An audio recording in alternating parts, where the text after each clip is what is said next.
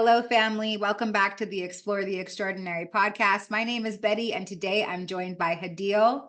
And Hadil is a psychic medium, a channeler, and has an incredible story of awakening, 180-degree transformation. I love those stories. I'm here for it. I'm so grateful for your willingness to come on and serve our community here at IONS. And I'm going to toss it right over to you. Thanks so much. Thank you so much, Betty. I appreciate it. So I will start with what family I was born into. So I was born into a Muslim family in the Middle East. And then we migrated to Australia when I was 3. I would say that my parents, so I had gifts as a child, but in our culture, it wasn't something that we spoke about, but I couldn't understand why I would have these lucid dreaming. I'll give you an example of being 2 years old, and I said to my mum, "Oh God, I'm going to miss Grandma." And I was crying for 3 days straight. This is a story my mum told me. And on the 3rd day, my grandma died. So this was a continuous thing that I had throughout my life, like feelings, just having premonitions of certain events. And as I got older, growing up in a culture where we're confined to literally there's limitations everywhere. You're bred into worrying about what people think of you. Your parents are worried about cultural aspects of things. So the anxiety around growing up as a child and getting to this expectation was quite hard, especially because I was so different. And I always felt different, but I couldn't ever pinpoint why I felt different. So as time went on, I discovered, that I was 12 years old when I wanted to know a little bit more about the Muslim religion. So I decided to go to a camp run by an organization, thinking that it was going to be a week away with friends. It changed my life. So I was 12 years old, and I remember it was 7 o'clock at night, and the lady was talking to us about religion and the Day of Judgment, and she was talking about the Antichrist and how this Antichrist had a third eye in the middle of his head. And this was down the track, scared the crap out of me when my third eye opened. So she was talking about how much God can, punish you for not praying 5 times a day. And I remember just thinking, shucks, I'm going to hell. Like, I'm 12. I haven't prayed a day in my life. I'm done for. And I remember leaving that camp. I was the only girl to leave without putting a scarf on. I just refused. And I started rebelling even at the camp when they were waking us up for 4 o'clock prayers. I was like, I'm not getting up. There's no way I'm getting up. So when I came home, I ended up having to sleep on my parents' bedroom floor for a good 6 months after this camp. I was mortified of the afterlife. That moment, I decided I'm going to become an atheist. There's no way. I'd rather believe in no God, nothing, than believe in something that frightened the living daylights out of me. And this is what fundamental religion does. So I secretly became a little atheist, and my parents were moderate Muslims, but it was more of a cultural stigma around, pretending to make sure that I'm fasting during Ramadan, which I never did. And as I became a teenager growing up in Australia, I really asserted myself into not conforming to culture. And I got in a lot of trouble for that. So there was a lot of trauma around my childhood. And I, became a really rebellious teenager. Well, normal to maybe a Caucasian family, not normal in my family. But I just didn't want to conform to the rules. Why is my brother allowed to do this? Why can't I do this? And these were the questions I consistently asked myself. I was a truth seeker even as a young age, but I didn't realize it until I had my awakening, and I was like, oh, that all made sense. So as time went on, I was plagued with anxiety as a teenager. I mean, I did some silly stuff. I got myself into really bad situations. At the time, like I said, I had gifts, so I actually picked up on energy. I didn't know it at the time. So when you're in a negative mindset and you're picking up on all these, attracting negative people in your life and you're negative, and yeah, I just got myself into a lot of trouble. And so in my culture, you don't leave the house until you get married. And I was like, not me. I'm going to do something different. I want to get out of here. I want to live like other girls. Like I want to live like the Caucasian girls, like the Australian girls, So the only way I found a way to move out without shaming mum and dad was joining the military. So at 21, I made the decision that I wanted to live out of home, and you couldn't really do that in my culture. So unless you're working and you have like a respectable job. So I was like, well, I'm a high school dropout. And I don't have any other aspirations in my life like right now. And the military was the way to go. So I joined the Navy. And this is when I started breaking free from cultural limitations. And then for the first time, I even remember when I was 13, my dad was like, you're never to marry an Australian boy, you're to marry somebody from our culture. And I just remember, I'm like, why can't you marry somebody you love, But at that time, I got older and there was just no stopping me. I was a rebel. My parents didn't know what to do, so they was like, would rather conform with her than let her rebel because she's just going to do it anyway. So I ended up meeting somebody in the Navy. I got married to him. I'm still bound by cultural, like I broke the chains. I didn't marry someone in our culture, even though I knew that my ex-husband wasn't right for me. I was already in too deep and I couldn't really tell anybody, right? So I got married, I had children, I was very young, I was in my early 20s. I stayed in the Navy for 7 years and decided that it wasn't for me, because in that time I had babies and, and maternity leave. So it ended up being like 7 years. And then I decided to get out of the Navy because I was like, I'm not conforming to somebody telling me how to live, where to go. I was like done with getting told what to do. So as when I gave birth to my eldest son, it was so traumatic. The birth was really traumatic. And I was postpartum depression that I started suffering from quite severely. And he was very unwell. So I was really not coping, but I didn't know it at the time. I was just doing what a mum's meant to do and just barely floating, And as that happened, I was still in this negative mindset. I was postpartum depression, in deep. And then I decided that this marriage wasn't for me. And in our culture, it's like, no, like divorce is a no. But I was just like, I don't want to live unhappy like my mum and dad did. I'd rather raise my children around a positive environment than watching two toxic parents. So I made the decision that I didn't care what the culture said, I didn't care what anyone said, I was going to have a divorce. So I got divorced and I was with the boys, and I just felt so at that time, there was no self-love, there was no self-worth.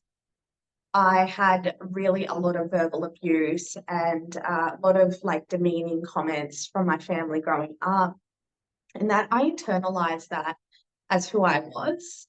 So I kept thinking, like, who's going to want me? I'm not as pretty as the other girls, or I'm not this, or I'm not. It was just a constant wheel of regret. Then thinking about everything else all my mistakes that I've done in the past. It was like a nonstop reel, and I was in this anxiety state.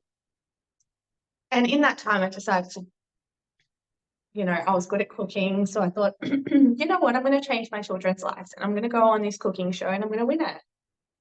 I was ego driven, and my whole life I was that way because that's how I knew how to survive. And decision. At the time, I thought it was the worst decision of my life. After it went sour and it became a controversy, I got cyberbullied. I was like the biggest villain on this TV show. And I thought it was the end of the world at the time. I'm like, oh my God, I'm done. Like, I'm done. My whole life's over. I like messed up this great opportunity. And this is me also not conforming to people. I've never been that way. So, you know, during production and the manipulation of production, yeah, I started speaking up. And, but when you're in a low vibrational state, it just never turns out right. So that happened. And that was the moment when I had to watch these I never actually watched the whole show that I was on because I just couldn't. I knew how it ended. And I knew the power of editing and I just couldn't watch it. And that was the best experience of my life now, looking like now that I'm awakened. But it was the first time I had to realize I had to humble myself. And my ego was just way at the top. And I didn't need that kind of lifestyle. So that moment after that show, it triggered all my trauma from my childhood. It all resurfaced. Every memory that I had, you know, stored away in my mind started resurfacing, and I was really just going through it. So at that time, I met my current partner, now my husband, who is just the most phenomenal human being. And he really helped me through it. So after that, you know, I was going through it. My eldest son has severe autism, and at the moment, you know, an acquired brain injury, and his disability is quite complex, and his behaviors are quite complex. So I was doing it by myself until he came along, and still not loving myself. So he was a knight in shining armor. I was lesser, and he was like, you know, got it all together, and you know, so I was still in that state of just not feeling like that self-love was not there. So we, you know, got together and everything was going, you know, it was up and down like a normal relationship. And then we got to the stage where I was going through this mental health journey. I had taken the steps. I was like, that's it. Like, I'm done. I have to change. And my depression and anxiety was so like, it was just a lot to take. So I was like, I have to do something about this. I actually ended up getting on anxiety medication and antidepressants because I was really at suicidal point at this stage. I was just couldn't handle the cyberbullying because I needed other people's validation. And I took what these, you know, cyber trolls were saying and I internalized it even more. So I started taking those steps, and he really did help me. Like, it was a safe place for me to fall on. And then as that was happening, I came to another pivotal moment. I had a child with my partner now, and I was like mourning at that time. I was grieving. I was so happy and elated with this baby boy, because I realized I hadn't really enjoyed my two sons, because my eldest, they were 19 months apart, and my eldest being so complex, it was like I was just barely floating, you know, just getting through the day. And I just remember going, wow, I didn't get to enjoy being a mum the first time around. And it was like a healing experience. Like, I was just found myself crying a lot, but it was happiness. And it was like, wow, I get to do this again. Thank you, God, for letting me have this opportunity to have this. I could cry, but it was just something I hadn't experienced because I was drowning. I don't know why I'm getting emotional, but after that, I realized how complex my son was, and it was starting to become problematic for the other children because he had a lot of violent tendencies and was really scaring the other boys with his behaviors. And, you know, we had made the decision that he needed 24-hour care. And that, as a mum, really blew my socks off, because I was like, wow, I never thought in my life I would have to make this decision. And here I am making this decision. And it was like a rock and a hard place. I've got to make sure the other boys have a normal, functional life. And I've got to make sure he's taken care of. But at the same time, I'm a mum. And it was just, yeah, a rock and a hard place. So it was a few months of contemplating this decision. And then, you know, I knew there was a severe situation that happened that made me realize, like, it's not getting better and he does need 24-hour care. And I felt like a failure at the time because I'm like, how did I not fix this? Like, how, like, we put him in, you know, every therapy, but it just, you know, it's just the way my karma was. So I remember one day I was driving home and I was in my driveway and I was just like, God, please just tell me I'm doing the right thing. Just tell me I'm doing the right thing. Just keep showing me a sign. And I felt goosebumps through my whole body. And I was like, God, is that you? And then again, I felt goosebumps through my whole body. I was like, I got out of the car and I was like, that's strange. But I knew something weird just happened. And it felt so real. And I just knew that they were communicating with me. So after that, I went inside. My husband was sitting on the couch and I was like, wow, like something just crazy happened to me. And I was just telling him what happened in the car. And I get this telepathy, child, you have suffered and endured enough. It's okay to let go. He's going to be okay. And I remember going, oh my God, Andrew, I just got something, this voice in my head, and it said this. And my partner was forever the skeptical. He's a realist, okay? But I think at the time he just wanted me to feel better. So he was just like, believe the voice, it's gonna be fine. Like, I think he just wanted me to feel better, really. I don't think he really cared about the voice in my head or whatever, but I just knew because I had experienced it as a child before a car accident happened. I heard a voice saying, put your seatbelt on now. And as soon as I was like in year 3 and I buckled my seatbelt in and we had a head-on collision. So I was just like, this has happened to me before. And I went to sleep. Like I was like, wow, that was crazy cool. Maybe that was God's way of letting me know it's going to be okay. And there was like a sign that my partner had told me that something happened. And I was like, okay. The sign, I asked for a sign. This is a sign. I got the telepathy. I woke up the next morning, get in the car. I try and play my regular gangster rap. And I could not listen to it. I was like, this is terrible. Oh my God, I can't listen to this anymore. And I didn't know what was happening. And I was getting telepathy. It was nonstop telepathy, telling me that I had to heal my chakras.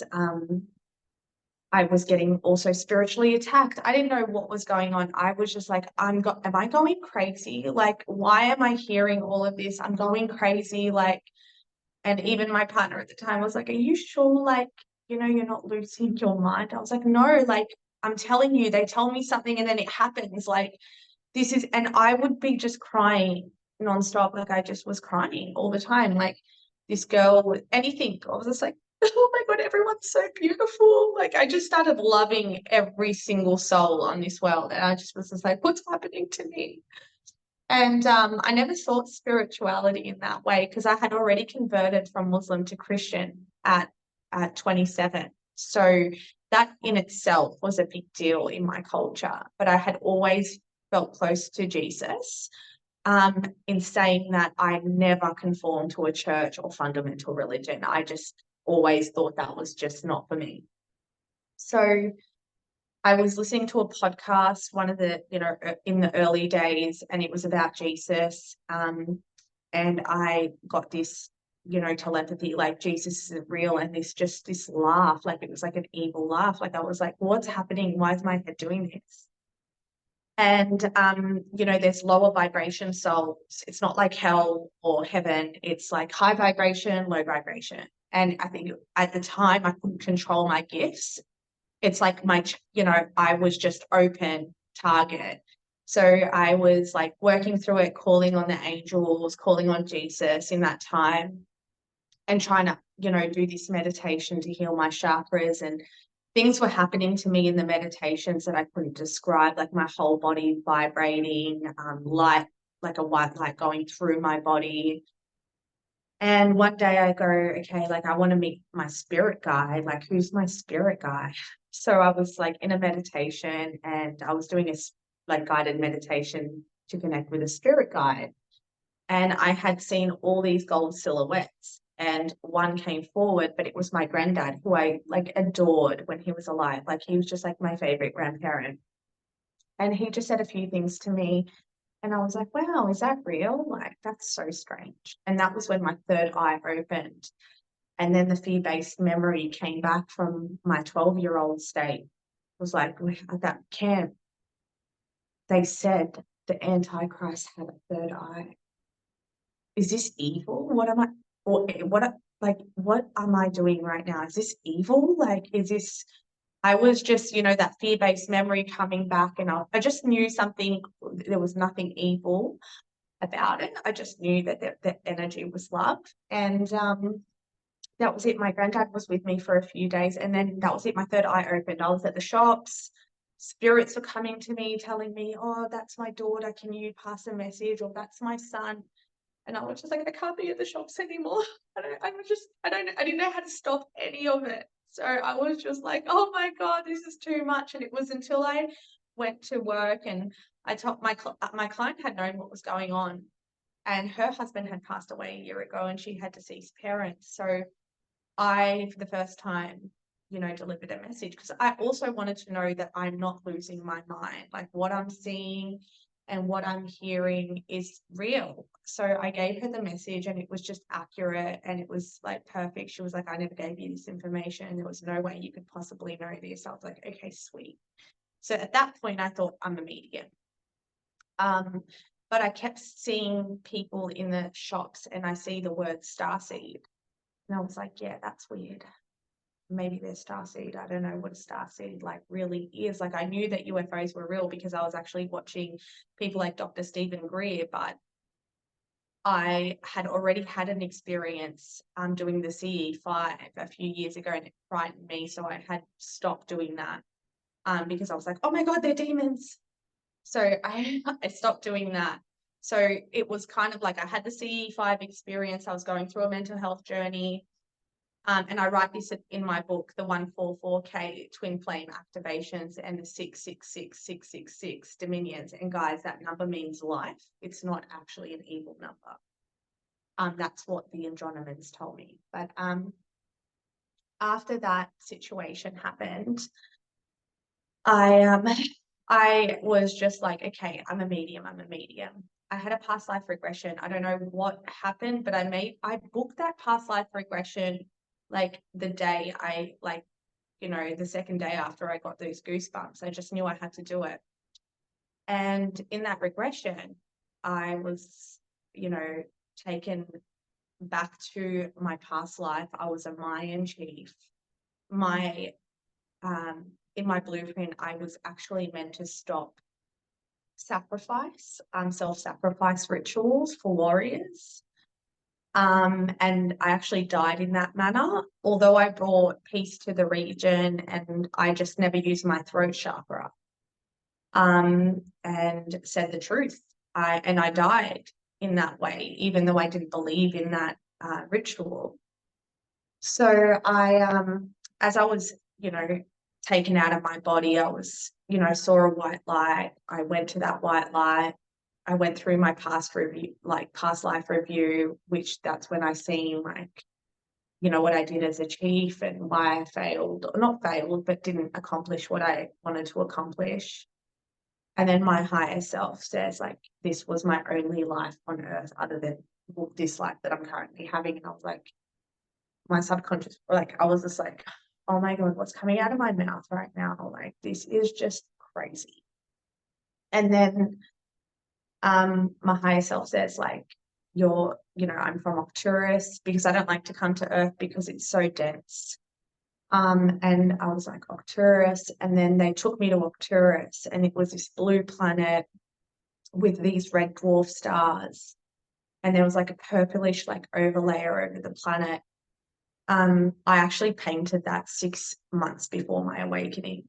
It was I thought my imagination created this beautiful blue planet. It was actually Arcturus that I painted 6 months prior to my awakening. And I came out of this past life regression literally vibrating. Internally, I was like, it was like while I was driving home, I was laughing because I was like, I always felt like a weirdo. It always made sense. I'm an alien. Like, I was like, this makes so much sense. Why I never felt like I fit in, like, to the societal norms of, being down here.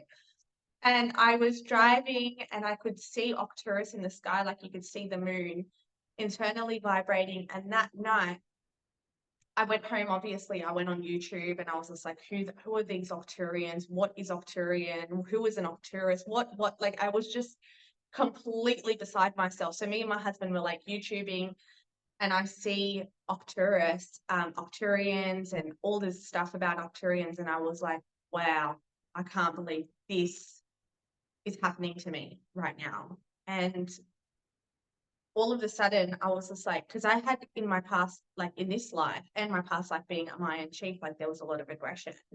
And as a teenager, I was pretty like, yeah, I was the type of girl that, you'd look at me wrong and I would jump you, So I remember saying out loud, I'm not going to like mess up this lifetime like I messed up being a Mayan chief. I can't be aggressive or any of this stuff. And my ear starts buzzing. It's like, ding, ding, ding, there you go, you got it, And that night I was getting ready for bed and I get a pressure in my nose and my third eye. And it said, like, greetings, this is the Arcturian collective. Now that you are aware of who you are, you have a soul contract to fulfill.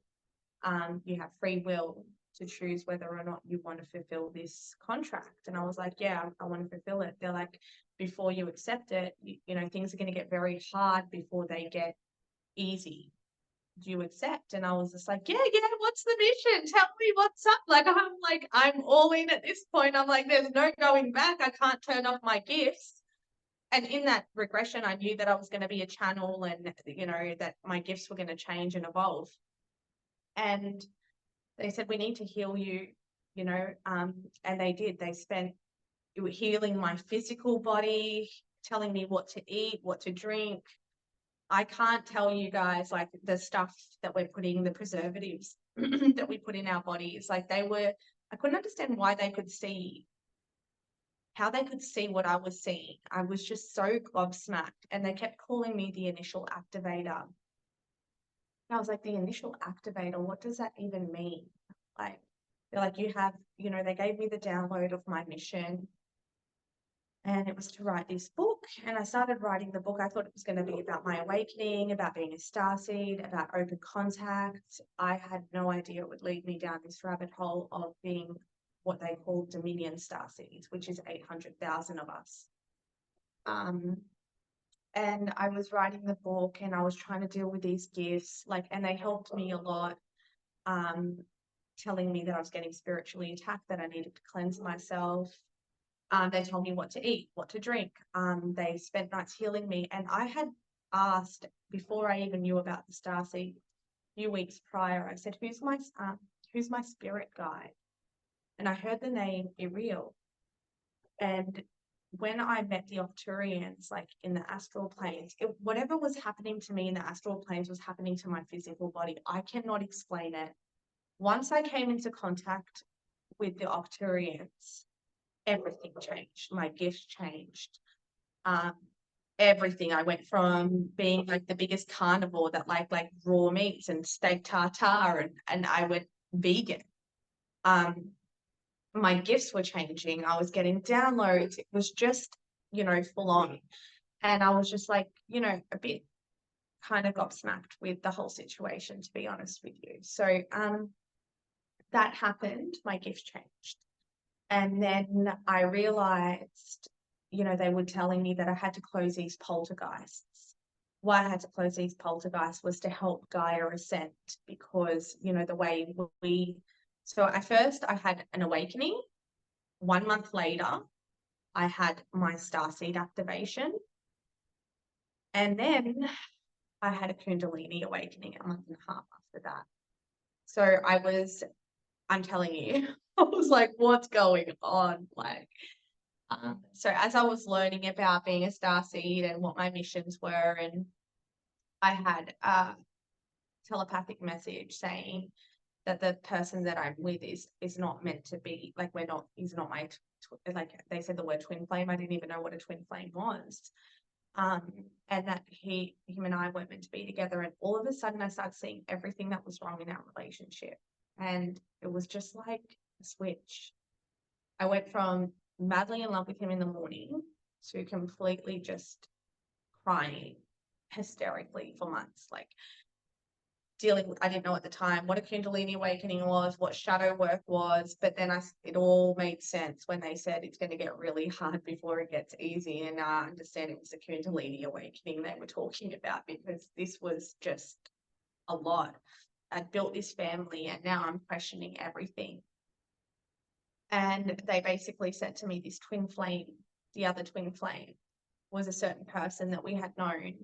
And it was funny because when I met that person, I was like, oh, like, we're so alike. Like, it was just like I knew him.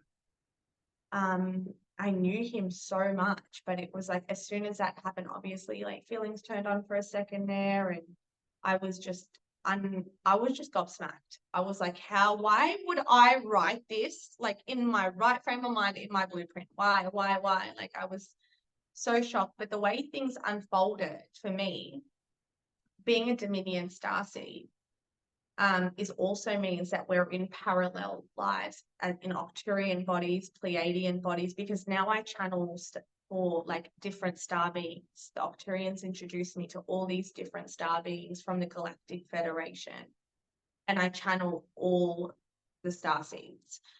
So all the star beings for the starseed. So when I do readings, I'm channeling. If it's like somebody that's a light worker, then the angels come through and I channel them.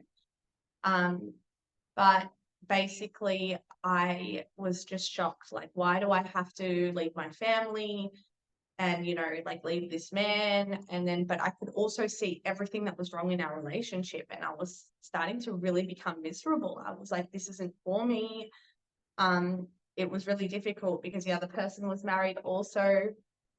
And the angels were saying, like, adultery, infidelity is just not, it's not acceptable. Like, you cannot do that. That's just, and I was just like, why is this happening to me? And I was so they said to me that I had to be completely honest with my partner. And I think this was a lot of my shadow work of my past catching up to me, because when I was a teenager, like, I was like a player. Like, I just was just like, a guy would like me, but I'd be like, no, he's new, like, someone else, thanks, see you later. Like, so I think it was my past, my karma really catching up with me, and I had to sit there and be honest with him about everything. And the times where he was like, there was a moment where he's like, do you have feelings for this person? I wanted to lie so badly, and I could hear the angels just know. And there was this, like, tight, there was this, it's like my throat was getting tighter and tighter. I knew that they were, like, basically saying, you better not lie. And I, like, didn't lie.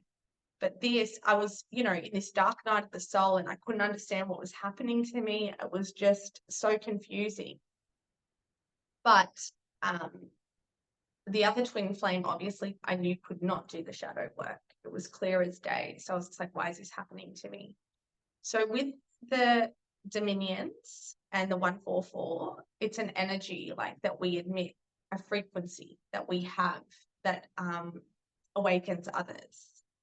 And our light transcends, and we can transmute darkness. And a lot of the Dominions have had really hard upbringings, like traumatic upbringings, because we had to see the ugliness of the world, and plus we had to be born into families to cut these karmic, wheels and break the chains for our ancestors, so we can, our future children can prosper without these karmic ties connected to them. So they kept telling me, union's going to happen with this twin flame, union's going to happen. I was so confused. I was beside myself. In that time, my partner, I got to give him the credit, handled it like a gentleman. He was obviously broken. So was I. He could see something like something was happening to me. I was crying in the shower for 2 hours. I couldn't talk to him. I felt so alone. And, you know, friends were dropping off the face of the sun. Like, I was just like, now I understand why it's so hard. Like, this is just too much. And it actually all unfolded. They had told me that I was going to get clarity on this Friday. And that Friday came around, and it had been at this point 5 months of me facing all my shadows. So guys, like when we talk about death, you know, it's literally us judging ourselves. And it's actually really hard because I found forgiving everyone was easy, but forgiving myself was so hard. So what I got, the telepathic message, is if a Dominion can't do, so they're also in extraterrestrial bodies, but if a Dominion can't fulfill their shadow work, that energy will shift. It will be a soul swap. And my partner, all credit to him, was everything that I was bringing up to him about the things that he's done to make me feel so unhappy. He was changing, and I was getting messages from the divine creator and from the angels, and they were like, you know, he's genuine. But I was so confused. I was 1 foot in, 1 foot out. I was like, this is just the most weirdest thing. I was like really just going through it. And then that Friday I was just ready, and I got the message that, because I could hear telepathy from my twin flame, and I just wanted it to turn off. Like, I didn't want to hear what he was going through. I didn't care what he was going through. I just wanted it to turn off because it was just confusing me to no end. And they said that my twin flame, it's all in my book about actually what happened, guys. It's a long story, but there was a huge situation that happened, and basically that my twin flame, instead of choosing forgiveness, chose retaliation, and that he couldn't carry the light that was needed to transmute because he chose darkness. So then he had a soul swap, and then all of a sudden the light switch on again. And yeah, they said that Andrew's having a soul swap, and yeah, my partner started having an awakening. So that's where we're at now. It's all in the book, but that's the shortest version I can give you. That was great. Wow, there's so much, but you did a great job explaining it. I just want to see if maybe you can share a little bit about, in case somebody doesn't know the language that we're speaking, Okay. about like what exactly is a star seed? What do you mean by 144,000? I'll just leave those questions out there. Yeah. Okay. So a star seed is a soul that is a highly evolved soul, and they basically don't really incarnate on Earth. They incarnate in other extraterrestrial civilizations.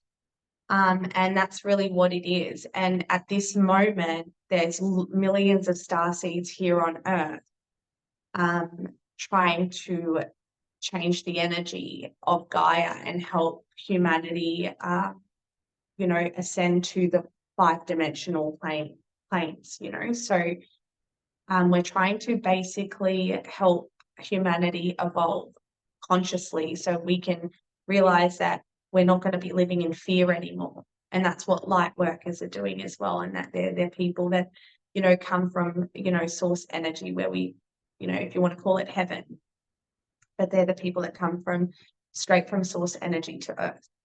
And they're souls, pure souls that have come here to help, transmute, because there's so much darkness that we're trying to transmute it back into the light. And what was the other question, Betty? The 144,000, what your book is named after. So the 144,000 is 72,000 females and 72,000 males. Twin flames are one soul that they're angelic souls, and so angels can't just incarnate on Earth directly. This is why we have so many children with disabilities. We have so many adults with disabilities. These are angels, and this is what happens to the human vessel when they just straight from, you want to call it heaven or source energy or the high vibration. When they come straight to Earth, that's what happens. The vessel gets damaged. And what the 144K are and the 600,600, oh my God, I can't even say that number, but the 666 dominions are. So the 144 are guardian angel souls, and the other dominions, the 600,000 dominions, are of angelic souls.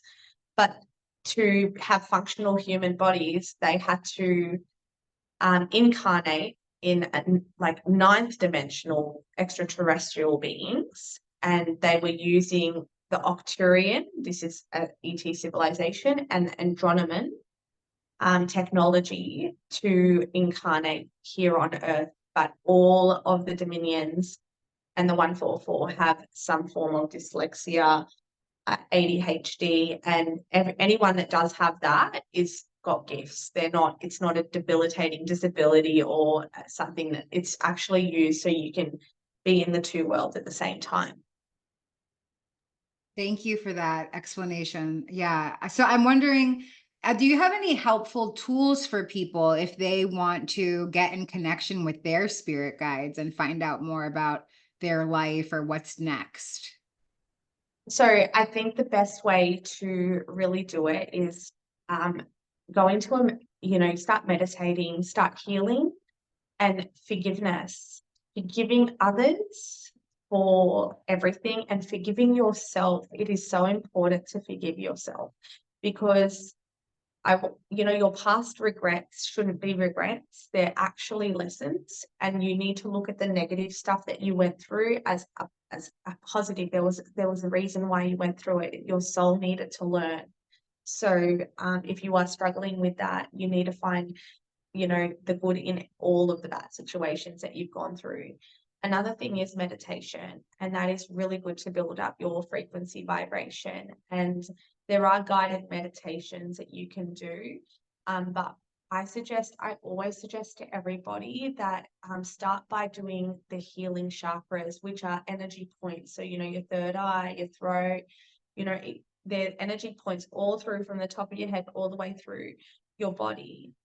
And they usually are blocked because we've held trauma or sadness, or something's happened to us that's blocked these energy points. So the best way to really start tapping in is really unblocking the energy points. So I would start with meditations, doing healing chakras, because we all need to heal the past.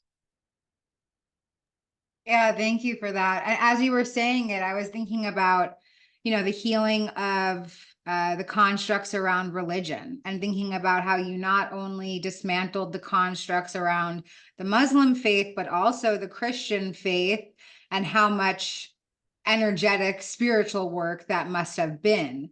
And I'm curious, I know that you kind of talked about your immediate family with your partner and your kids, but what about your extended family? Like, do your parents know that this is kind of your new thing, or what's that been like for you? So it's when I told my brother, I had always been the sibling that had it together. I'd always been the sibling that he would go to for help. When I actually told my brother, he just said, maybe you need to check yourself into a mental institute. This isn't real.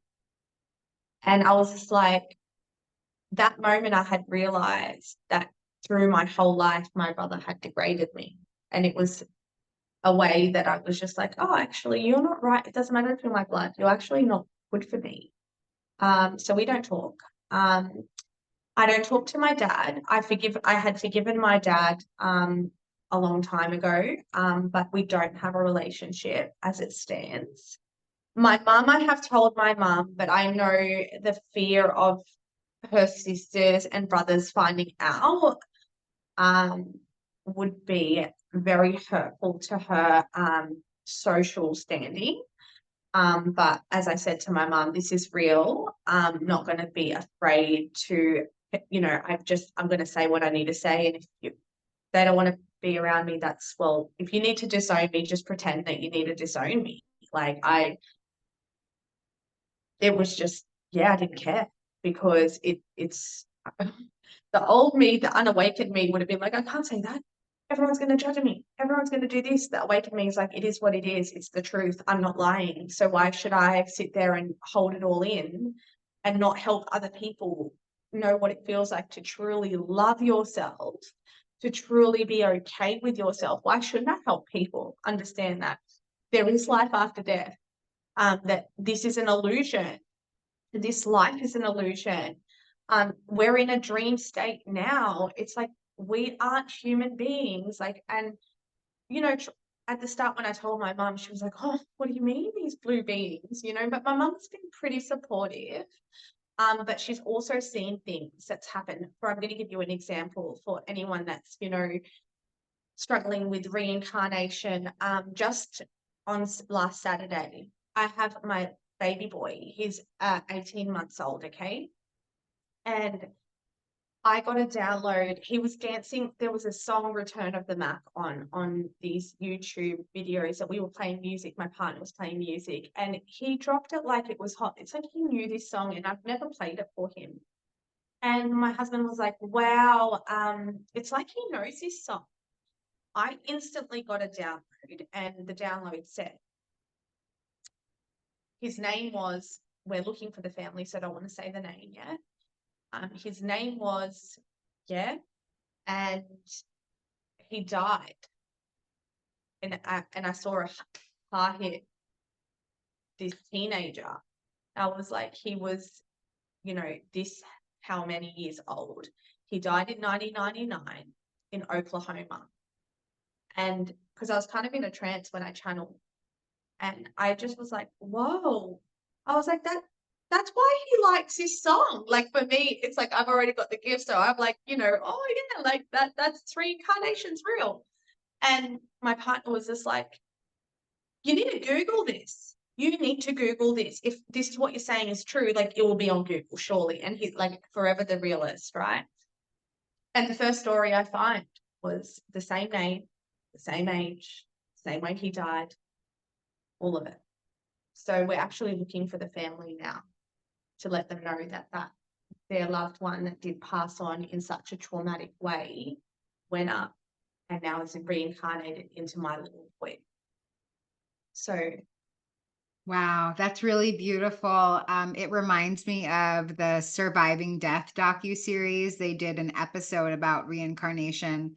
And yeah, it was a family who, when the boy was very young, he was telling his parents, hey, this is who I am. And then they found the other family. By the time that, you know, they had recorded this docuseries, the boy was already a teenager, and so many of those memories had left him, but they had already established a relationship with the family. I think that's really awesome, super and actually spectacular.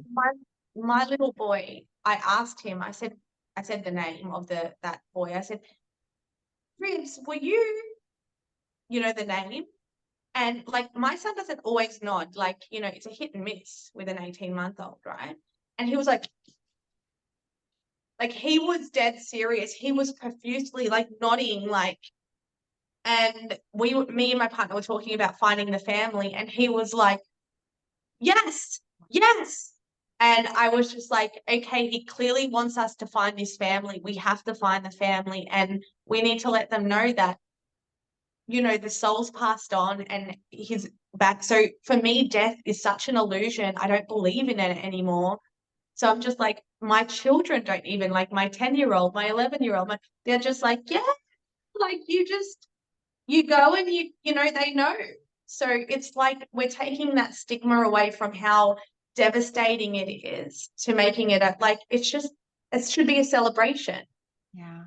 Yeah. I was talking with somebody the other day, and we were talking about living each day as if it was going to be your memorial service or your funeral, and just really reacting to each day like that, talking to your Yeah, loved ones, connecting with them, and really embracing the now moment. absolutely. I agree. So I've really enjoyed this time together. Maybe we'll have a part two. I kind of want to put this out there for the audience. Yeah. So Hadil is a channeler. She's a psychic medium. She's a starseed. She has connection with these other beings. And so if there's questions that you want to ask her, please put them in the comments of this episode and we'll do a part 2. But before we end this episode, I just want to see if there's anything else that you'd like to share to feel more complete about our time together. I feel complete every day of every minute. I am grateful for this opportunity, Betty, so I could shed some light for other people that aren't aware of these other star beings and that are worried about dying, or it's just, guys, there's no fear. There's nothing you need to fear about, and forgive yourself and be your weird, authentic selves with no apologies. Thank you so much, and we'll see you next time. Thank you, Betty. Thank you. Bye.